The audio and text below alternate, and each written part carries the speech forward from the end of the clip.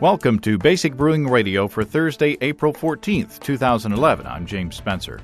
Here at Basic Brewing Radio, we're all about home brewing. This week, two new experiments, Scandinavian brewing and marking the passing of a brewing pioneer.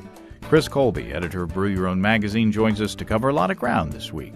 If you're new to home brewing and would like to get into the hobby for the first time, check out our website, basicbrewing.com, where you can find archives of our audio and video podcasts and our DVDs to walk you through basic and more advanced brewing techniques. Also, you can find our brewer's logbooks to help you log and track your batches of beer. You can find me on Twitter. I'm Basic Brewing, all one word. On Facebook, I'm at facebook.com/basicbrewing.james. And our show page on Facebook is at facebook.com/basicbrewing. Thanks again to everybody clicking on the Amazon.com associate link on our basicbrewing.com site. Whenever you think of Amazon, think of us and click on our associate link first. It won't cost you any extra, and you'll be helping us to bring you this show, and we appreciate your support. We also have associate links for Brew Your Own magazine and the American Homebrewers Association on our site, too. And you can find our iPhone and Android podcast apps on their respective stores as well. And you may be listening to us on your BlackBerry through the BlackBerry podcast directory, too.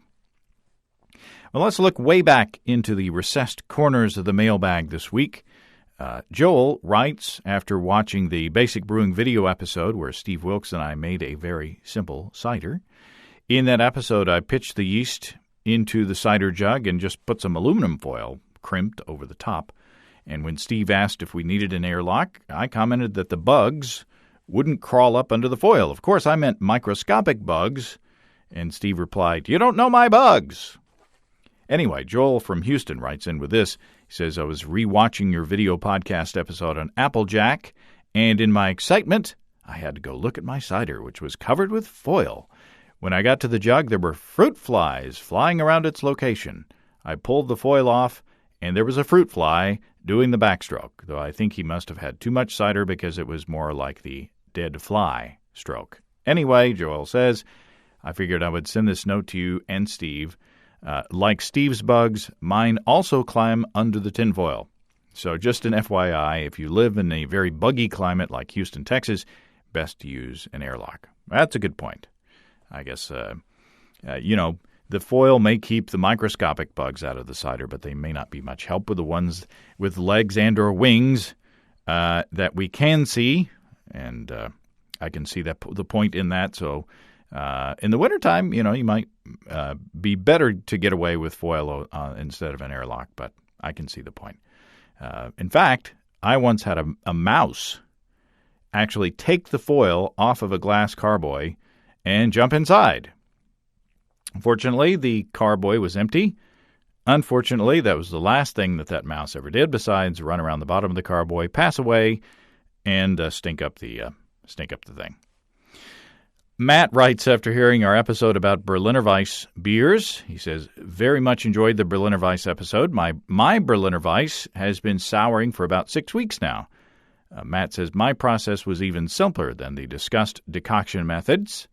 I did a simple 60-40 Pils wheat grist, single infusion for 60 minutes, and a 15-minute boil with 14 grams of Hallertauer hops for a whopping 4 IBUs. Furthermore, this was a 2.5-gallon batch, so there was a staggering 2 pounds, 4 ounces of grain. It was by far the smallest, quickest, and simplest beer I've ever brewed. And if the latest tasting out of the fermenter is any indication, this is a style I'll be brewing quite frequently." And Matt says, "To make things even easier, I used the new Berliner Weiss blend from White Labs. In fact, the White Labs blend being released was my inspiration for attempting the beer in the first place. Because of the small batch size, I didn't make any kind of starter or separate lacto. I just popped it open and pitched it right in. It may have been the higher pitching rate using a vial supposedly made for 5 gallons on a 2.5-gallon batch," Matt says, "but the taste I took out of the fermenter was quite tart. Maybe a little too much for the style. It's still pretty young, though, so we'll see what another month or so does for it." Too tart for the style sounds right up my alley. Matt also says he loves small batches so much, in fact, he's got a blog started on them. You can find his small batch blog at smallbatchbrewing.com. brewingpage.blogspot.com. Duncan from Sacramento also writes about Berliner Weiss beers. He says, just listened to your Berliner Weiss show, and I thought you'd be interested in a batch I did last year.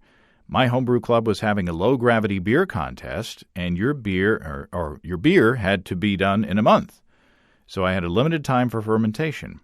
I ended up with 4.2 pounds of two-row, 1.4 pounds of wheat, 1.4 pounds acidulated malt, and 0.4 pounds rice hulls, hopped with 1.17 ounces of Satz in the mash for 3.5 IBUs, boiled for 15 minutes. Duncan says the resulting beer was interesting. It was turbid, as a wheat beer should normally be, and had good head retention.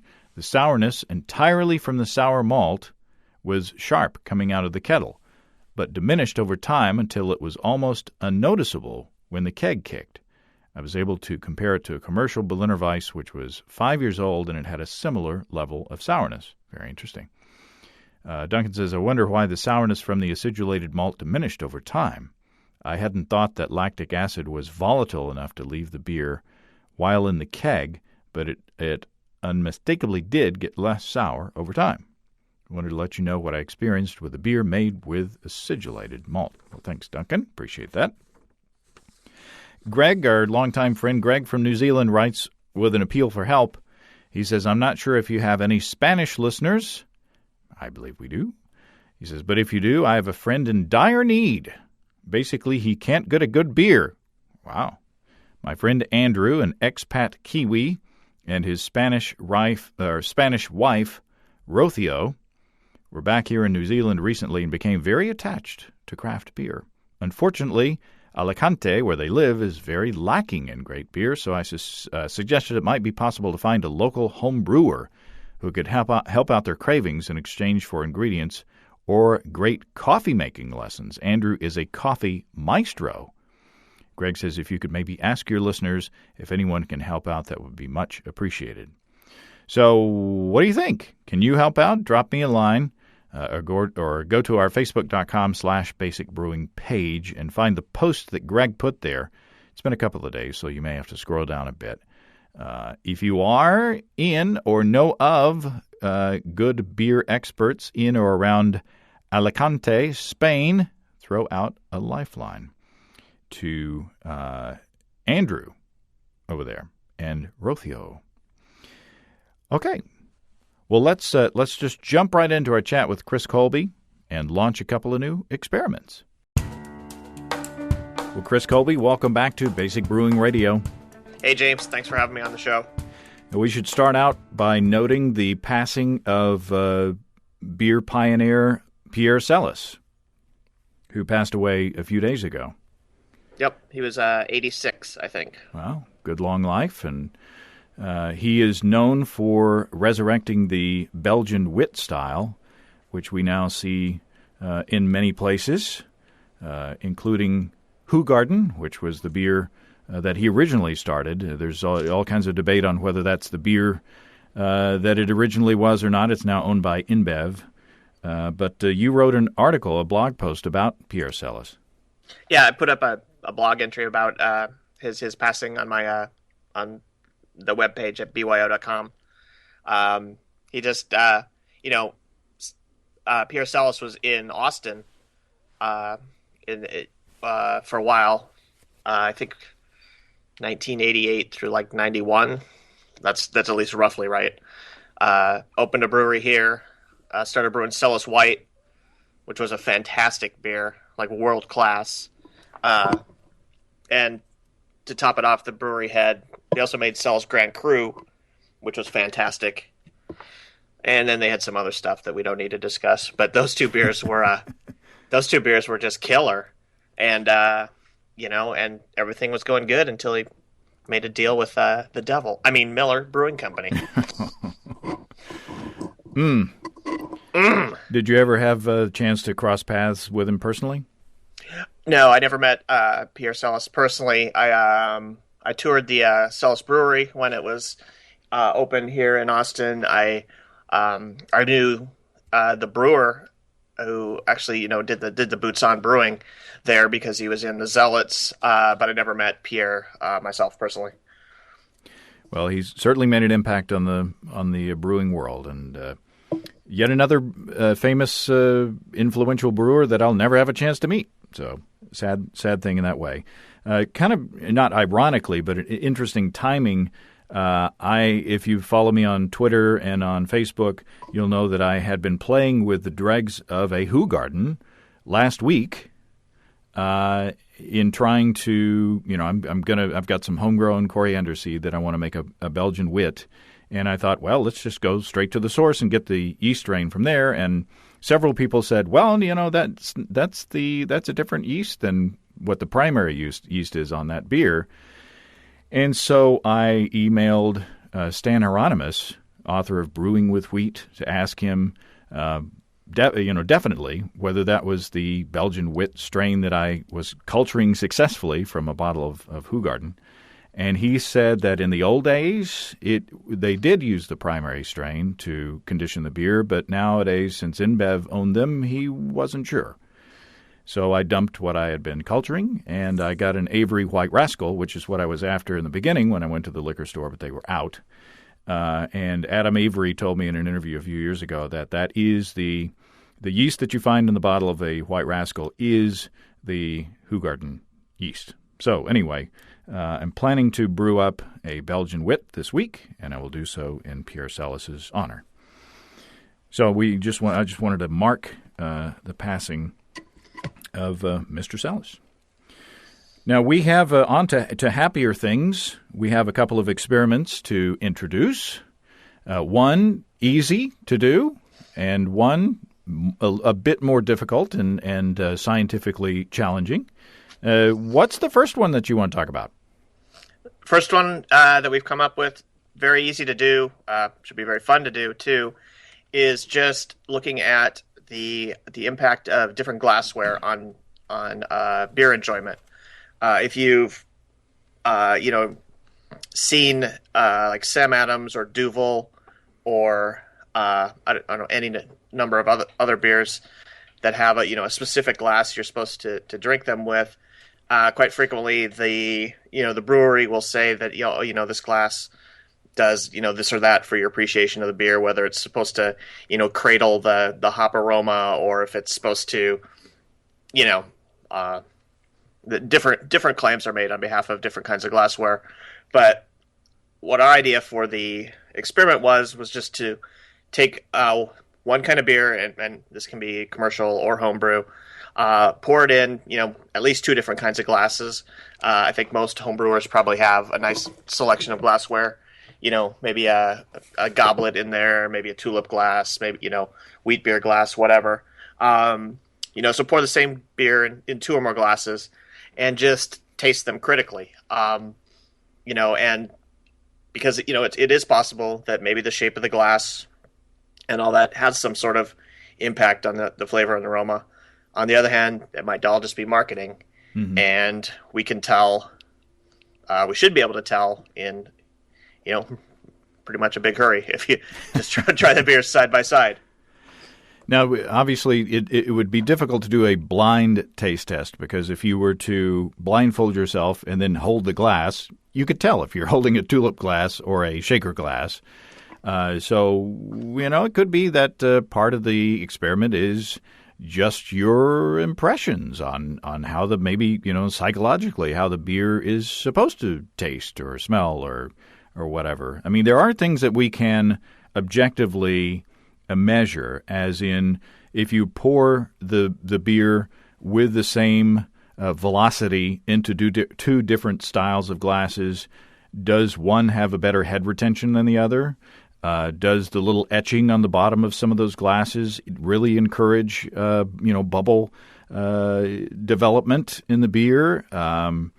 Does the appearance, is it more, inviting or attractive or more clear or whatever between the glasses? So there are some things that you can objectively measure, but you're also going to subjectively test the beers as far as aroma and flavor and just overall enjoyment of the beer. Sure. Yeah, and there are like you said, there are things about the glass that may actually influence the beer. Like if you think of a goblet, which is sort of wide and flat, versus, like say a Pilsner glass that's sort of tall and upright, or even like a Stang, the Kolsch glass. If you're smelling the beer from one that has a relatively small surface area on top, because the glass is relatively narrow, versus a goblet, which can be pretty wide, it is possible that the aromas from the goblet will smell. You'll be able to perceive them more because there's just more surface area for those to be coming to the top. Mm-hmm. But likewise, maybe in the goblet, the head retention or the amount of foam would be less, because unlike in a tall narrow glass where the foam sort of just builds up and builds up, maybe it wouldn't be that way. So yeah, there are reasons to think that it might have some influence, but there's also, I think a healthy skeptical attitude might be that the beer's going to taste, the same beer's going to taste the same way. And that's sort of what I think, but I'll do the experiment. And I still like pouring the beer in the right glass, even if it, to me, if I'm drinking a Duvel, I just sort of like it in a Duvel glass, and that's a separate question aside from whether the glass is actually physically, making your beer enjoyment better. And it's that's part of the fun. Mm-hmm. So what we'll do is the form for this will be fairly general, but we can put a form out there so that you can fill that out. And we want to have we usually take the entire month of June off from posting the podcasts. So in order to make sure that we get this one done before the break, let's set a deadline of, say, May 15th. And that way, you could do this tonight. It's not like we're fermenting or mashing or anything like that. We're just asking you to pour some beers and enjoy them, and do them, with a group. Invite some friends over for a meal, or do this at your homebrew club meeting, or make it a fun thing. We wanted something to do that was fairly quick and easy to do, because the next thing that we want to ask you to do is a little more advanced. What have we got going? Our second experiment is going to involve how you handle dried yeast and its impact on brewing.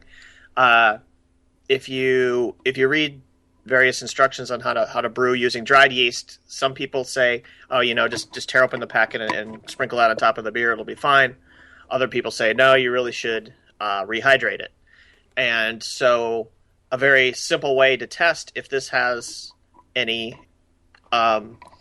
differences between treating the yeast, those two different ways, is simply to brew a batch of beer, split it into 2 carboys, pitch half of it with unrehydrated dried yeast and the other half with rehydrated dried yeast. And then we'll look for things like how long does it take for fermentation to get started in both of them? How long does the total fermentation take? And just also, as in any experiment, just look for differences if you happen to see any. Does one produce more krausen, less krausen? And then at the end, of course, taking a final gravity reading, and that's pretty much it. It should be a fairly simple experiment. Also, one that potentially, we'll taste the beer as well, but we'll get the objective data from the timing of fermentation. How long does it take to start? How long does it take to end?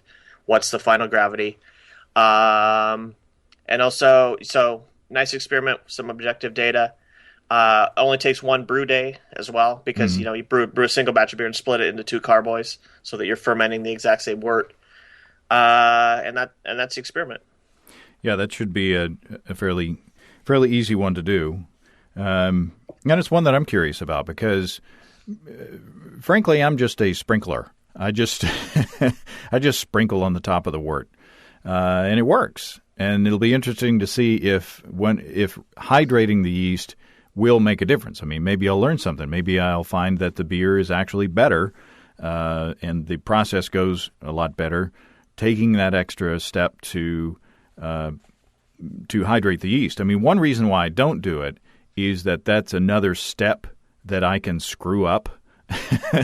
And I figure the less I handle the yeast, the less chance there is for contamination. And that's one thing that you've got to look out for when you do hydrate your yeast. You want to make sure that you do it the right way. And I've got a couple of books here that I'm going to read segments from. The first is Chris White and Jamil Zainashev's Yeast: The Practical Guide to Beer Fermentation, which I've just started on. I'm ashamed to say, but it looks like a very compelling and complete book on yeast and fermentation. They say warm the dry yeast to room temperature. In a sanitized container, prepare an amount of sterile tap water at 105 degrees Fahrenheit, that's 41 degrees Celsius, equal to 10 times the weight of the yeast. Sprinkle the dry yeast on top of the water, trying to avoid setting up large dry clumps. Let sit 15 minutes, then gently stir. Once the yeast has reconstituted, gently stir once again to form a cream and let sit another 5 minutes. Carefully and slowly adjust the temperature of the yeast to within 15 degrees Fahrenheit or 8 degrees Celsius of the wort temperature, and pitch the resultant cream into the fermentation vessel, ideally as soon as possible. So that's how Jamil and Chris White say to do it. And then John Palmer out of How to Brew, which is another good book that you need to buy. Rehydrating dry yeast. Pour 1 cup or 237 milliliters of warm 95 to 105 degrees Fahrenheit or 35 to 40 degrees Celsius boiled water into a sanitized jar and sprinkle the yeast on top. Do not stir it in. Cover with plastic wrap or aluminum foil and wait 15 minutes. Gently stir the yeast into the water to suspend it completely. Recover the jar and let it sit for 15 minutes to complete rehydration. The yeast will form a creamy layer on the bottom of the jar. It should be pitched within a half hour for best results. Swirl the jar to resuspend the yeast immediately before pitching. So those two are very similar. So essentially what you want to do is I would take filtered water, right? Yep. And boil it for, say, 10 minutes to sanitize it. Then cool it down to 95 to 105 degrees Fahrenheit, around there somewhere. Or was that 35 to 40 Celsius? Yeah, 35 to 40 Celsius. Sprinkle the yeast on, wait for a little bit, stir it in, wait for a little bit, and then pitch it into your wort. Now, you got to make sure that everything that touches that water and that yeast is sanitized. If you're taking a thermometer reading, you got to make sure that that's sanitized. If you've got a spoon that you're stirring the stuff in, you got to make sure that that's sanitized. Make sure that you're not setting yourself back instead of setting yourself forward by giving yourself an infection. Any other tips on that process? Do you do anything different, Chris? That's pretty much what I do. I usually rehydrate my yeast. And one interesting sort of sub-experiment that I might try in here is you'll notice in the Jamil's and Chris White's book, they say to lower the temperature of your yeast sample to within 15 degrees before you pitch it. Whereas in the John Palmer, he says, let it sit around for a little while before you pitch it. I forget what he said, 15 minutes or something. It might be interesting I might try to split my wort 3 ways and do rehydrated dried yeast that I haven't really made an effort to cool down. And then the third one, rehydrated dried yeast that I've, put a little cold wort in just to cool down towards pitching temperature. Because, it's hypothetically possible that, you're doing a good thing by rehydrating it, but then taking the hot yeast and pouring it into cold wort, you could be shocking it to the point where you're worse off than if you would have just, sprinkled the dried yeast on. And that's something, again, that's why you do experiments. There's always a million possibilities, but an experiment, if you're paying attention and do it right, should tell you the difference. And you would think that with a cup of water, once you put the yeast in, if you let it sit in there for 30 minutes or so, it's going to be close to at least room temperature. And unless you're pitching into a lager, say at 50, 55 degrees Fahrenheit, something like that, you're probably going to be pretty close. But it's an interesting point. You don't want to shock your yeast. You don't want to wake it up and have it all be nice and warm and then throw it into cool wort and put it back to sleep. So interesting. And then so the deadline on that, let's do that to where we can have it after the break. So how does July 15th as a deadline for that? Does that work for you? For me? Yeah. Since you're the only one who can respond? Sure. Yeah. No, that way we can we can come back and we'll have content from the Homebrewers Conference out in San Diego. We hope, barring something going terribly wrong, and then that'll also give some time for me to remind people of the experiment when we get back. So I think that's going to be a good one. So we've got a fun one that may give us some useful information, we're hoping. And we've also got one that's a bit more scientific that takes a bit more trouble to do. But the good thing about both of them is that they are open to both extract and all grain brewers. And with the tasting one, with the glasses, you don't even have to brew at all. So there you go. And we'll on my blog, I'll put up the experimental design for both of the experiments for people to read over quickly, before they do them. And on your website, we'll have the forms as we usually do with specifically which data to collect. Mm-hmm. So that'll help people. Know what to report to us and make sure that we're getting the same information from everybody. Well, and then, boy, our business is still not over. We got a lot to cover this time. In the current issue of Brew Your Own magazine, you have some articles on Scandinavian beers and or Scandinavian brewing. Mm-hmm. Would that have anything to do with the cultural heritage of the editor of the magazine? You'd almost think so, but this issue kind of this issue just kind of came together on its own. Our advertising director, Dave Green, or I should know what his title is, advertising something or other. He's the advertising coordinator. Head advertising dude, and Dave's the secondary advertising dude. Although I don't think we phrase it exactly that way on the masthead. It says Dave Green is an avid home brewer and an advertising coordinator. Coordinator. There we go. Brew Your Own. That's exactly what I meant to say.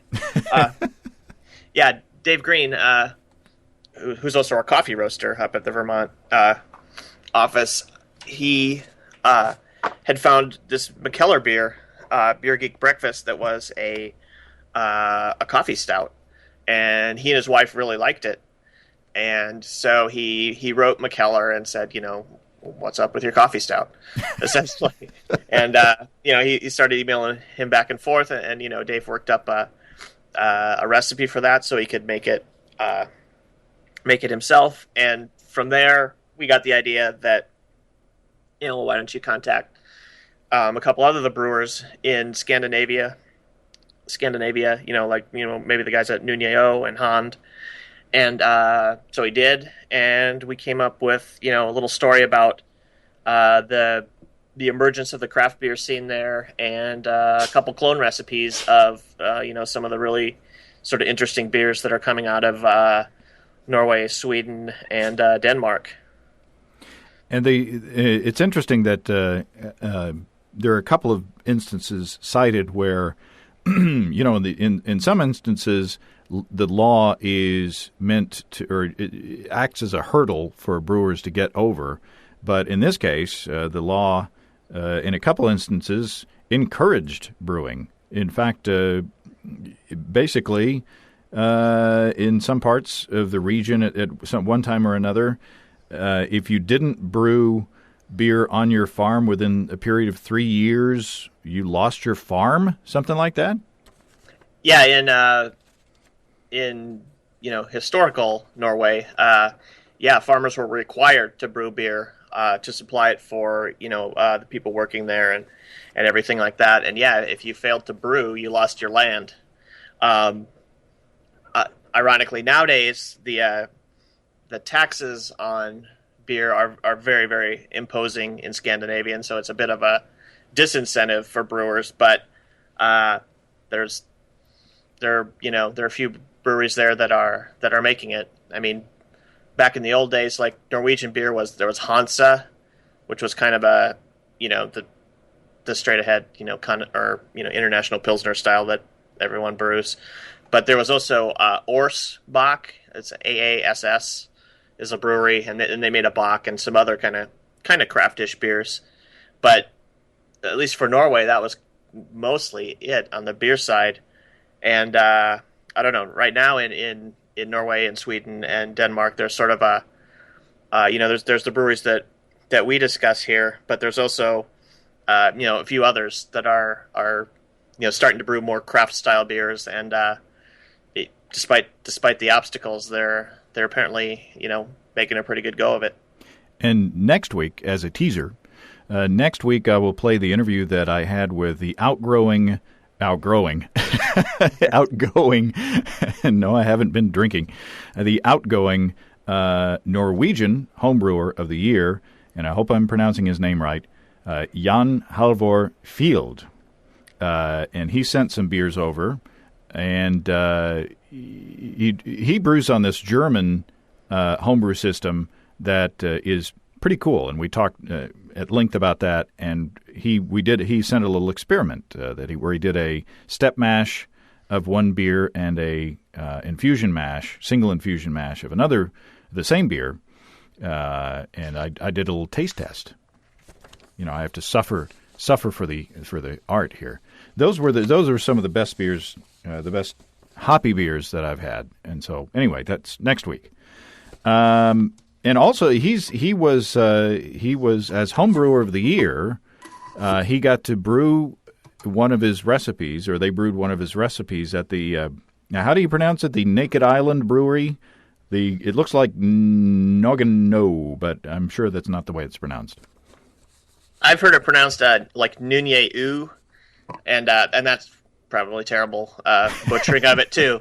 Yeah, I think if you're not Scandinavian, just take a shot at whatever you think sounds right. And well, anyway, he sent me one of those beers as well, which I will taste this weekend. Also, you talk about there's an article about Viking ale. And that is ale not brewed in Scandinavia, but of Scandinavian influence over in the UK. Right. We Terry Foster has a article on an sort of archaeological reconstruction of a beer from the Viking Age that was putatively brewed by the Vikings, who, as you know, visited Ireland quite frequently, so. A couple archaeologists had gone and tried to, recreate the beer, and Dr. Foster talks about the sort of the journey, of them trying to brew the beer, and then there's a recipe to go along with it. If you want to try to brew the beer, it's basically a fairly reddish beer. They didn't have hops back then, so it was spiced with sweet gale and heather. And it was a stone beers, or it's, well, I guess it wouldn't be a Stein beer since it's not in Germany, but it was a beer brewed with hot rocks, essentially. Yeah, the original version was in our little clone version. We just used regular homebrewing techniques, but if you wanted to heat up some rocks and go for super authenticity, you could. If you if you have some hot rocks and you want to put them in your kettle, that's your business. I don't know, trying to come up with a tortured double entendre pun, but I failed miserably. And bog myrtle. It mentions bog myrtle in here, which has some narcotic effects and perhaps some other medical effects as well. So if you read the article and if you use bog myrtle, do so judiciously. I've never used I wouldn't even know what bog myrtle looks like.